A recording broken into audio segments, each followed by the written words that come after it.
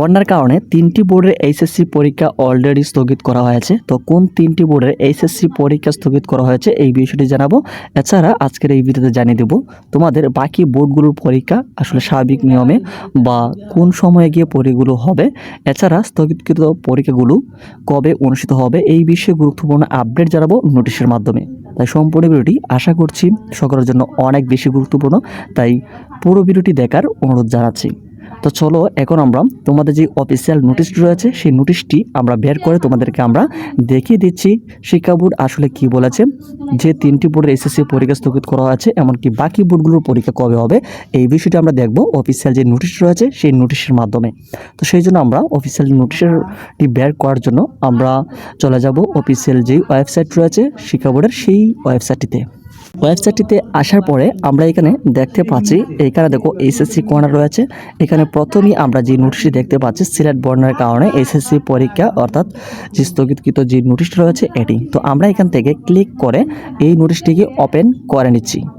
তো নোটিশটি ওপেন করার পরে আমরা এখানে সেই বিজ্ঞপ্তিটি এখানে আমরা দেখতে পাচ্ছি। এখানে তার বিস্তারিত অংশে রয়েছে বিষয় সিলেট বিভাগের আওতাধীন মাধ্যমিক ও উচ্চ মাধ্যমিক শিক্ষা বোর্ড, সিলেট বাংলাদেশ মাদ্রাসা শিক্ষা বোর্ড এবং বাংলাদেশ কারিগরি শিক্ষা বোর্ডের অধীনে অনুষ্ঠিতব্য এইচএসসি সমান পরীক্ষা 2024 স্থগিত প্রসঙ্গে। তার একটু নিচে আসলে আমরা এখানে দেখতে পাচ্ছি উপযুক্ত বিষয়ের প্রেক্ষিতে জানানো যাচ্ছে যে সিলেট অঞ্চলের বন্যা পরিস্থিতির অবনতি ঘটায় সিলেট বিভাগের আওতাধীন মাধ্যমিক ও উচ্চ মাধ্যমিক শিক্ষা বোর্ড, সিলেট বাংলাদেশ মাদ্রাসা শিক্ষা বোর্ড এবং বাংলাদেশ কারিগরি শিক্ষা বোর্ডের অধীনে 30 জুন 2024 হতে অনুষ্ঠিত এইচএসসি ও সমান পরীক্ষাসমূহ 8 জুলাই 2024 পর্যন্ত স্থগিত থাকবে। অর্থাৎ 2024 সালের এইচএসসি পরীক্ষাটা 30 জুন হওয়ার কথা ছিল, সেই 30 জুন থেকে 8 জুলাই পর্যন্ত যে পরীক্ষাগুলো রয়েছে সেই পরীক্ষাগুলো স্থগিত থাকবে। এমনকি প্রকাশিত সময়সূচি অনুযায়ী 9 জুলাই 2024 হতে পরীক্ষাসমূহ যথারীতি অনুষ্ঠিত হবে। তো এখানে যে বিষয়টি বলা হয়েছে, তোমাদের যে রুটিনটা দেওয়া আছে 30 জুন থেকে পরীক্ষা শুরু, সেই পরীক্ষাগুলো 8 জুলাই পর্যন্ত বন্ধ থাকবে। এমনকি 9 জুলাই থেকে যে পরীক্ষাগুলো তোমাদের শুরু হওয়ার কথা রয়েছে, দেখা গিয়েছে আইসিটি তথ্য যোগাযোগ প্রযুক্তি 9 জুলাই থেকে শুরু রয়েছে। এখানে সকল বোর্ডেরই 9 জুলাই থেকে সেই তথ্য প্রযুক্তির মাধ্যমে সিলেট বোর্ডের সকল বোর্ডের এই যে পরীক্ষাগুলো 9 জুলাই থেকে শুরু হতে যাচ্ছে, অর্থাৎ রুটিন মোতাবেক শুধু 8 জুলাই পর্যন্ত এই পরীক্ষাগুলো স্থগিত থাকবে। অর্থাৎ যে কয়টি পরীক্ষা 8 জুলাই পর্যন্ত হয় সেই পরীক্ষাগুলোই কিন্তু স্থগিত থাকবে। এছাড়া এখানে বলা হয়েছে স্থগিত পরীক্ষা সময়ের সময়সূচি পরবর্তীতে বিজ্ঞপ্তির মাধ্যমে জানানো হবে।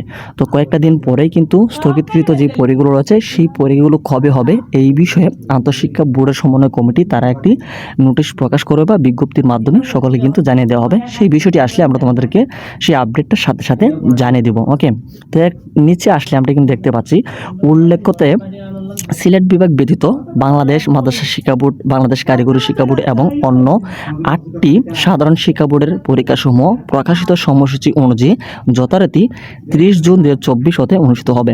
অর্থাৎ সিলেট বোর্ডের যেই 3টি বোর্ড রয়েছে সেই 3টি বোর্ড ব্যতীত বাংলাদেশে যে 8টি শিক্ষা বোর্ড রয়েছে সেই প্রত্যেকটি বোর্ডের যেই তোমাদের যে রুটিনটা দেওয়া হয়েছে 30 জুন থেকে, সেই 30 জুন থেকেই অর্থাৎ রুটিন মোতাবেক পরীক্ষাগুলো অনুষ্ঠিত হবে। এছাড়া সিলেট বিভাগের জন্য শুধু 8 জুলাই পর্যন্ত সেই পরীক্ষাগুলো স্থগিত থাকবে। অর্থাৎ 9 জুলাই থেকে সিলেট বোর্ডের 3টি বোর্ড হচ্ছে মাধ্যমিক ও উচ্চ শিক্ষা বোর্ড, এমনকি সিলেট বাংলাদেশ মাদ্রাসা শিক্ষা বোর্ড এবং বাংলাদেশ কারিগরি শিক্ষা বোর্ড, এটা হচ্ছে এই 3টি বোর্ড হচ্ছে সিলেটেরই।